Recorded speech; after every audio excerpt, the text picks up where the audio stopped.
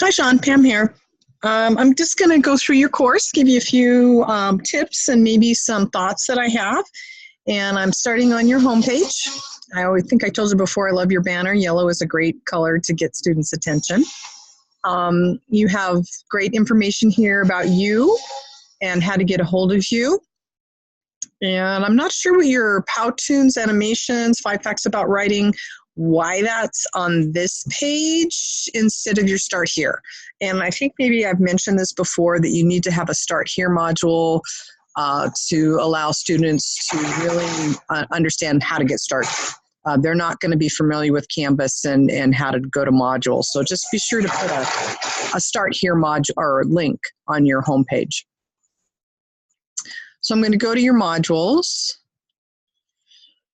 I think I've given you information or feedback about your Start Here and your maybe your week 1. I'm going to go ahead and look at your week 2.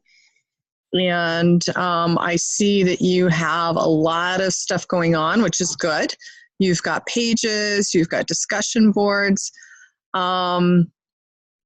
Nice. I think either I gave you this tip or someone else did, that if you're going to link, make sure you let students know how to use these links. And keep in mind that you can put these links inside your page. I'm assuming this is your information page about those links. I'm going to go ahead and look at it real quick. Maybe. My internet here up here in the mountains is kind of slow. Let's see. I see that's not a page. Actually, that's just a title. So actually, I'm not just liking the links. Students don't know what to do with links. You need to be very explicit. So rather than making this a title, why don't you make that a page that gives instructions on how to use these links? And I'm talking about things like as overt as saying, you need to read this. It's going to take you 2 hours to do that. I want you to annotate while you're reading. When you get done with the reading, there'll be some kind of assessment, whether that's a writing assessment or a quiz or a discussion board, but you're going to have to use the information you gleaned from these readings once you've done them. So rather than just giving it a title, which is not intuitive for students, as you saw, I thought it was a page. Give them a page of instructions, and you might also consider putting these links within that page rather than having them sit isolated by themselves. Your discussion boards, you have reading responses for each unit, and I'm seeing this is Module 2. Unit 2, but why do I have readings for, oh, I see, response readings 1, 2, and 3. Are those correlating with these? Let me just look, because it's not, again, it's not intuitive for me. And I'm doing exactly what students would do. They're not going to read this first. They're going to look at this. They're going to say, what does he want me to do before they even read? Okay. Okay. Choose 3 of the 4, 2-page reading, good. Again, you want to be very explicit. So I know it says down here file types, but you want to say something up here in your directions about how they're going to respond, that you want them to do some kind of an upload rather than just writing in the text box. And I would also make it clear if you want them to use MLA formatting. If you don't, you could say that as well. So just more instructions about how to submit. For me, it's something that I use like a can statement each time, so they get pretty familiar with what I want them to do. But for at least the first couple of assignments, you need to be very explicit about what they're doing, why they're doing it, and how they do it. Because it's not always intuitive. Okay, and I think you go on to another reading response. So you've got several of them. Again, maybe in the beginning you could explain why they're doing 3 reading responses for this unit. Does that happen all within a week?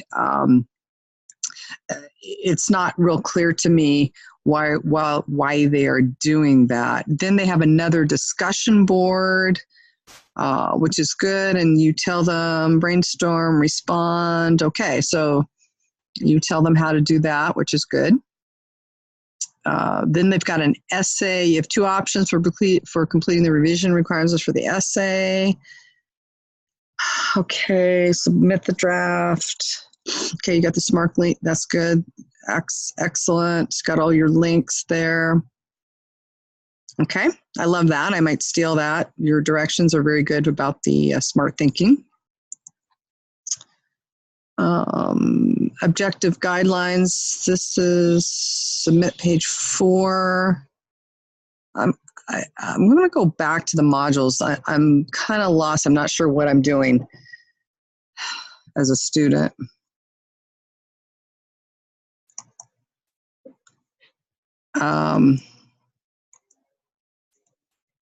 Introduction to module 2.